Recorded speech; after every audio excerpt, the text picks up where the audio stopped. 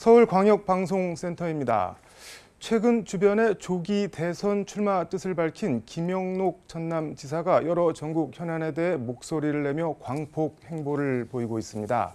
지난주엔 국회를 찾아 우원식 국회의장을 만났고 그제는 경남 양산 평산 마을에서 문재인 전 대통령을, 어제는 국회에서 이재명 더불어민주당 대표를 잇따라 만나 지역 현안과 현 시국 상황에 대한 폭넓은 의견을 나누었다고 합니다. 어떤 생각과 계획인지 여의도 초대석 김영록 전남지사에게 직접 얘기를 들어보겠습니다. 스튜디오에 김영록 지사를 모셨습니다. 선생님 어서 오십시오. 네, 반갑습니다. 감사합니다. 어제 이재명 대표 만나셨다고 하는데 현 시국 상황에 대해서 뭐 어떤 말씀을 나누신 건가요?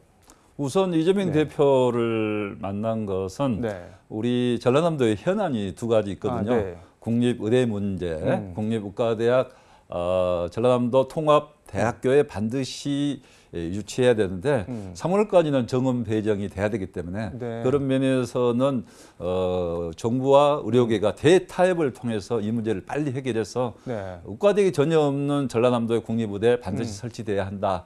이런 말씀을 드렸는데 대표께서도 그 부분에 대해서 전폭적으로 동감하고 지원하겠다 하는 말씀이 있었고 또 무안국제공항도 지난해 연말에 비행기 참사 사고 때문에 굉장히 앞으로 어떻게 활성화를 해야 될 거냐 하는 그런 어려운 과제를 안고 있습니다. 그래서 그런 부분도 유가족 대책에 필요한 특별법을 만들어야 된다. 빨리 제정해 달라 하는 말씀도 드렸고 또 무안공항 활성화를 앞으로 어떻게 할 것인가 하는 것도 말씀을 드렸는데 그런 부분에 대해서 전폭적인 지원을 이야기를 했습니다. 그리고 이제 현 시국과 관련해서는 정말 현 시국이 비상한 시국이고 윤석열 대통령 12.3 비상계엄을 통해서 정말 나라를 대한민국을 하루아침에 후진국 나락으로 떨어뜨렸는데 지금 이 혼종 파괴 세력들이 너무나 지금 변명을 떠나서 바로 하고 있다, 날뛰고 있다 이렇게까지 표현한 분도 계십니다. 이럴 정도로 나라가 어지러운 상황에서 우리가 무엇을 해야 될 것인가.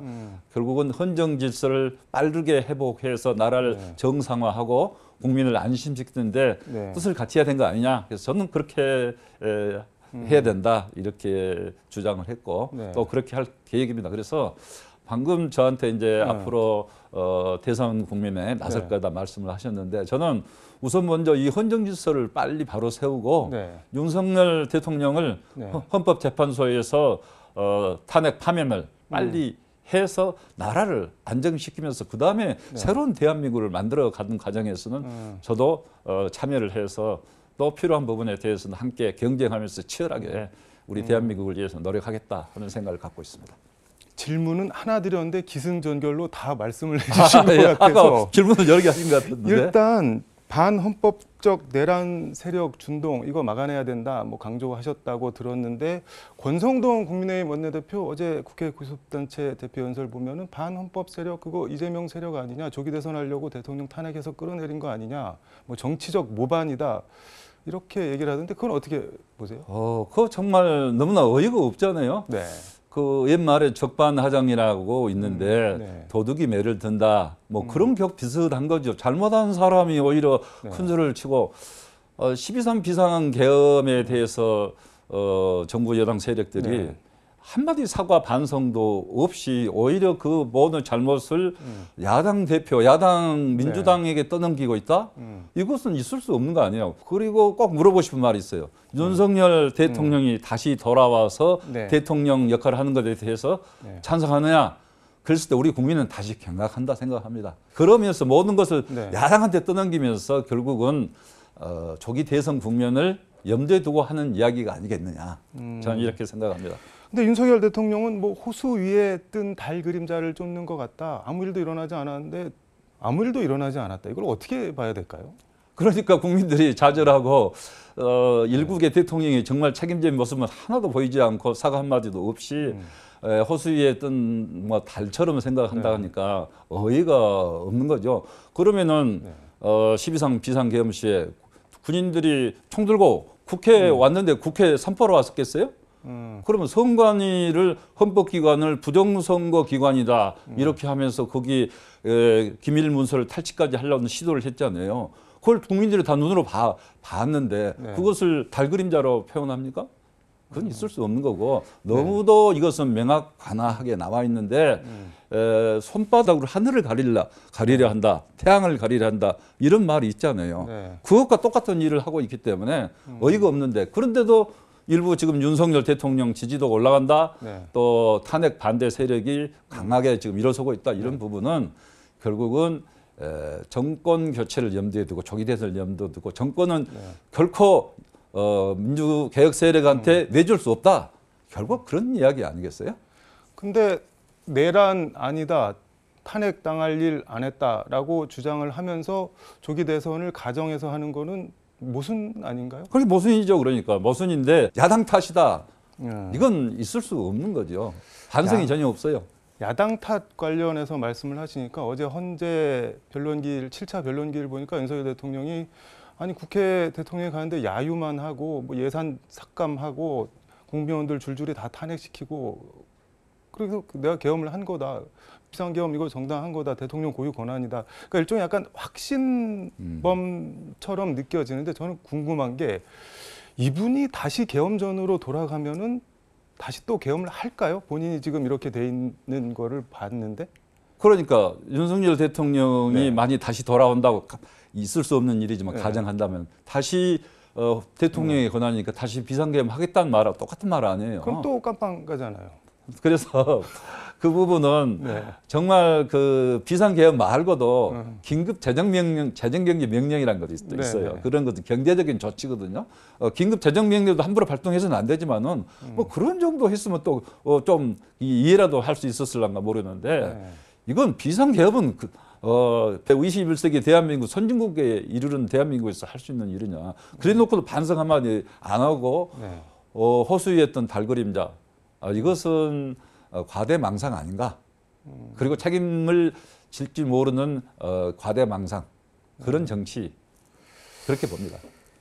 이재명 대표 얘기 잠깐 해보겠습니다. 페이스북에 이재명 때리기 뭐 하면 안 된다는 취지로 글을 적으셨던데 이거는 거꾸로 그러면 당내에 이재명 때리기 기류나 흐름 같은 게 있다고 보시는 건가요? 지금 우리가 헌법재판소의 탄핵 결과가 나와서 윤석열 대통령이 파면 될 때까지는 힘을 모아야 될 때다. 우리가 모든 것이 다 결정난 것처럼 하고 대선 국면에 들어가는 것은 맞지 않다. 저는 당연히 헌법재판소 파면이 돼서 조기 대선이 이루어질 때는 그때 가서는 이재명 대표도 비판해야죠. 왜 비판 못합니까? 건전한 비판은 오히려 이재명 대표한테도 도움이 되고 우리 민주개혁 세력의 승리에도 오히려 도움이 될 수 있는 일이다 보기 때문에 그때 가서는 비판합니다. 그런데 지금은 힘을 모아야 될 때다. 그런 뜻이지. 예를 들면은 아니 근데 궁금한 게 이재명 대표를 비판하고 뭐 지적하고 때리기를 한다고 해서 윤석열 대통령이 파면될 게 안 되고 그런 게 있나요? 그런데 저쪽에 이제 예를 들면은 극단주의 세력들이 모든 것을 지금 이재명 대표 탓으로 돌리고 있잖아요. 권성도 대표마저도 야당 탓이다. 아니 뭐 12.3 비상계엄 해놓고 잘못해놓고도 야당 탓이라고 하고 있는데 거기다 대고 저까지 예를 들면은 우리 민주당 내에서까지 그래 이재명이 잘못이 많다 이렇게 했어야 되겠느냐. 지금은 힘을 모으고 권성동이 너무 말이 틀려 이렇게 해야 되는 거 아니냐 이거죠. 무슨 말씀인지 알겠습니다. 근데 이낙연 전 총리 같은 경우는 이재명 대표가 민주당 대선 후보가 돼서는 안 된다. 윤석열, 이재명 동반 청산이 시대 정신이다. 이렇게까지 주장을 하는데 그건 어떻게 보세요, 그러면? 그러니까 잘못한 사람이 있는데 그 잘못을 윤석열 대통령이 12.3 비상계엄을 통해서 국민들에게 잘못한 걸 명백히 이렇게 알 수 있도록 이렇게 됐는데 그 비상계엄을 그래도 국회에서 빨리 해제할 수 있도록 조치를 했던 야당 대표에게 꼭 그렇게 지금 시국에서 그렇게까지 이야기할 때인가? 저는 예를 들면 뭐 앞으로 선거 국면에서 뭔 이야기든지 할 수 있다고 보는데 그런 생각이 들고 그다음에 이낙연 대표는 그러면 책임에서 자유롭습니까? 전에 추미애 장관, 윤석열 총장 그때 그것을 뭐 추윤 대전이라고 할 때 총리로서 역할을 다 했습니까? 그러면 지금 현재 사태에 대해서도 그럼 이낙연 총리도 책임이 일단 있는 거 아니에요? 그럼 책임져야죠. 그렇게 따지면 모든 것을 그렇게 따져가면은 이낙연 총리도 추윤 대전 윤석열 대통령 탄생에 책임이 있다 이렇게 말할 수 있는 거죠. 원죄가 있는데 누가 누구한테 뭐라고 할 수 있는 상황은 아니다. 그렇게 제가 보면은? 원죄가 있다고까지 말은 안 하겠습니다. 그런데 예를 들면은 우리가 건전한 상식과 정치를 해야지 된다 하는 측면에서 제가 말씀을 드립니다. 대선 출마하시나요? 지금은 제가 결심을 굳혔다고까지는 말씀을 드렸지만은 확정적으로 출마 선언을 하지 않았습니다. 아까도 말씀드렸듯이 지금은 우리 민주개혁 세력들이 힘을 모아야 될 때다. 이런 생각을 갖고 있고 헌법재판소에서 윤석열 대통령에 대한 파면 결정이 나올 때까지는 기다리겠다. 그리고 파면 결정이 나온 이후에 필요한 시기에 적절하게 출마 선언을 하겠다. 이렇게 생각을 하고 있습니다. 시기의 문제지 출마는 뭐 기정사실화 하시는 것 같은데 결심을 굳혔다 그렇게만 받아주시기 바랍니다. 근데 뭐 이른바 잠룡으로 거론되는 분들이 여러 분 계신데 김영록 지사님은 의외네 왜 저분이 저 사람이 이렇게 약간 의아해 하시는 분들도 좀 있을 것 같습니다. 아니 김영록으로 말할 것 같으면은 오랜 그 관료 생활할 때도 항상 성과를 내왔고 그리고 국회의원을 2번을 했고 또 농림축산식품부 장관 할 때도 정말 그 살충제 계란 파동부터 시작해서 여러 가지 문제 현안들을 국지간 현안들을 잘 처리를 했어요. 그리고 전라남 도지사 와서 열심히 일을 하고서 성과도 많이 내서 뭐 이런 말 드리기는 그렇습니다만은 도지사 직무수행 평가에 22개월 일이 한 경우는 없었거든요 역대. 이제 그런데 뭐 그런 부분 갖고 말하려는 건 아니고 일 열심히 했던 사람은 자격이 없나 이거죠? 그건 아니잖아요. 그리고 우리 정치가 지금 이전 투구처럼 싸우는 것만 크게 부각이 되고 일 열심히 하고 일 잘하는 사람은 부각이 안 되고 정책으로 승부한 사람은 부각이 좀 안 되는데 앞으로 정치는 대한민국을 끌고 갈 것은 정책으로서 승부하고 대통합 정신으로 국민을 끌고 가는 그런 정치가 필요한 거지 앞으로 계속 이렇게 싸워야 되겠습니까? 그러면 김영록 같은 사람은 왜 도지사 하면서 싸우지 않았냐? 그러면 도지사가 예산 많이 따오고 사업을 열심히 해야 되지. 싸우는 일은 국회의원들이 국회에서 하게 됐지. 도지사가 왜 안 싸웠냐고 저한테 타단다면 그것은 말이 안 맞는 이야기죠. 누가 왜 안 싸웠냐고 하시는 분이 있나요? 그런 분도 있어요. 왜 안 싸웠냐고. 왜 지금 와서 싸우냐고. 지금 윤석열 정권이랑 지금 와서 그런데 이제 그런 부분도 이런 12.3 비상계엄 상황에서 나라가 흔들릴 때 저도 역할을 해야 되겠다 해서 이렇게 노력을 나름대로 기여하도록 하고 있는 건데 저는 그런 면에서 충분한 자격이 있다 생각합니다. 일각에서는 뭐 이런 말씀드리기 그렇지만 나도 대선 주자급이다. 몸값을 좀 높여보려는 거 아니냐. 뭐 그렇게 의심하는 분들도 있기는 있는 것 같습니다. 여러 뭐 말은 있을 수 있죠. 여러 말을 쓸 수 있는데 저는 몸값은 이미 높여졌지요. 뭐 더 높일 거 없습니까? 도지사 2번 했고 저 장관도 했고 사실은 이제 대선 후보로서는 처음 나서서 그런 거지. 저를 또 아는 분도 많이 있어요. 대선 후보로서 몸값을 높인다? 그것은 나서야 몸값이 높아지는 거지. 나서지도 않는데 몸값이 높아집니까? 그래서 나서는 것을 몸값을 높인다? 아니 그러면 나서지 말라는 말하고 똑같은데 나서지 않고 어떻게 그러면은 저 비중이 있는 정치인이 대선 후보로 커나갈 수 있겠습니까? 그래서 저는 뭐 몸값을 높인다는 표현 자체가 적절한 표현은 아니지만은 그걸 뭐 아니다고 부정한 것 자체도 정치를 부정하는 거죠. 그걸 안 해요? 자기 비중을 높이고 자기 발언의 의미를 높이고 국가에 기여하겠다는 것을 확실히 국민한테 이야기하겠다는 것이지 어떻게 그것을 좀 표현을 몸값을 높이겠다 이렇게 표현합니까? 제가 좀 물어본 게 민망해지는 말씀을 세게 하셔서 근데 우리가 흔히 뭐 호남 정치 하잖아요. 근데 어떻게 보면 약간 민주당한테 찬밥 비슷하게 지금 돼 있는 거 아닌가? 당장 뭐 최고위원만 해도 호남 출신이 한 명도 없고 이런 건 어떻게 보세요? 호남 소외 문제? 그러니까 이제 과거에 우리 이제 호남 분들이 김대중 대통령 같은 그런 정말 걸출한 노벨 평화상까지 받고 세계적인 대통령으로 인정받지 않아요.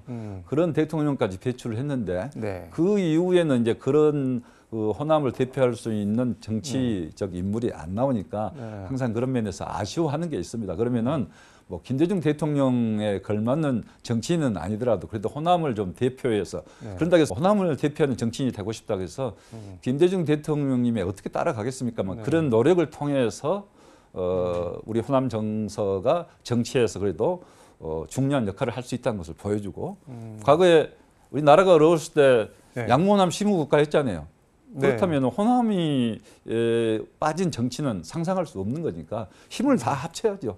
호남도 합치고 영남도 합치고 충청남 남북도도 합치고 다 전국이 그 수도권까지 그러면서 거기서 우리가 앞으로 머리를 맞대는 과정에서 국민 그 대통합성에서 나라의 새로운 정치를 만들어가는 거죠. 저는 그런 측면에서 그런데 호남에 지금 큰 정치인이 없다 해서 아쉬워하고 있기 때문에 저도 앞으로 노력해보겠다 하는 생각을 갖고 있다는 말씀드립니다. 그러니까 뭐 사람 그리고 가치 측면에서 이른바 호남 정치를 복원해서 호남의 대표 정치인이 되도록 하겠다 뭐 그런 말씀으로 들리네요. 그리고 호남에는 항상 불의에 싸워서 우리나라 민주주의를 바로 세웠는데 큰 역할을 했다. 그런 자부심이 있거든요. 그런 호남의 자부심을 갖고 대변할 수 있는 나라가 잘 되기를 바라는 거지 호남만 잘 되기를 바라는 그런 뜻은 아니거든요. 그런 뜻을 갖고 한번 정치해보라는 뜻이죠. 알겠습니다. 시간이 거의 다 돼서 이거 하나만 더 여쭤보겠습니다. 지방 소멸 이거 엄청 뭐 심각한데 인구 대전환 프로젝트 지금 이런 사업을 중점적으로 추진하고 계시다고 들었는데 이게 뭐 어떤 건가요? 정말 그거 물어줘서 감사합니다. 저는 너무 정치하기만 해서 좀 그런데 이제 우리 지방 소멸 위기 극복이 꼭 필요한데 전라남도가 제일 뭐 잘못한 것은 아님에도 불구하고 수도권에서 가장 멀리 있다 보니까 지방 소멸 위기 지역 1위가 아니에요. 그래서 국가가 뭘 해주기 전에 우리도 스스로 뭔가 해보자 하는 차원에서 지방 소멸 위기 극복 원년이다. 지난해 그렇게 선포를 했고 저희들이 한 것은 제일 먼저 출생 수당을 지방에서 먼저 주겠다. 전라남도 10만 원, 지방 시군이 10만 원, 20만 원씩 매월 1세부터 18세까지 18년간을 매월 20만 원을 주는 출생 기본 수당 제도를 올해부터 지금 지급하고 있습니다. 한 번 중에 아니라 18살 될 때까지 계속? 18세까지 주게 됩니다. 그래서 그런 제도는 유럽에서도 유럽 선진국들이 다 하고 있는 제도인데 저희들도 이렇게 여러 가지 설문조사를 해보니까 한 번에 1억 주는 것보다는 매월 출생 기본 수당, 양육 수당 이렇게 매월 주는 게 훨씬 바람직하다 생각이 돼서 먼저 전라남도에서 시작을 했는데요.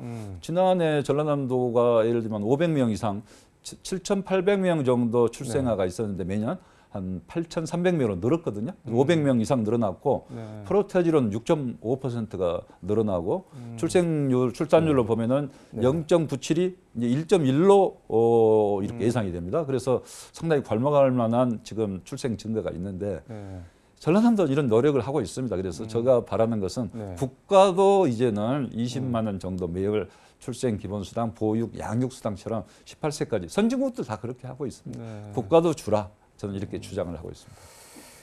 광주 전남 행정 통합 이거는 시간이 없어서 오늘 여쭤보기가 좀 어려울 것 같고 마무리 혹시 강조하시고 싶은 말씀 있으면은 마무리 말씀 듣도록 하겠습니다. 네, 지금 나라가 어렵고 경제도 굉장히 어렵기 때문에 우리 국민들이 걱정을 많이 합니다만은 그러나 이런 어려움을 우리 대한민국은 과거에 어떤 어려움도 딛고 일어서는 그런 불굴의 의지를 보여줬고 우리 국민들 저력이 있기 때문에 반드시 이 고비를 잘 넘겨서 이제 새로운 대한민국 과거의 압축 성장의 아픔을 깨끗이 씻어내고 새로운 대한민국으로서 대통합 국민 대통합 속에서 선진국으로 우뚝 서는 나라가 될 수 있도록 정치를 잘 하겠다.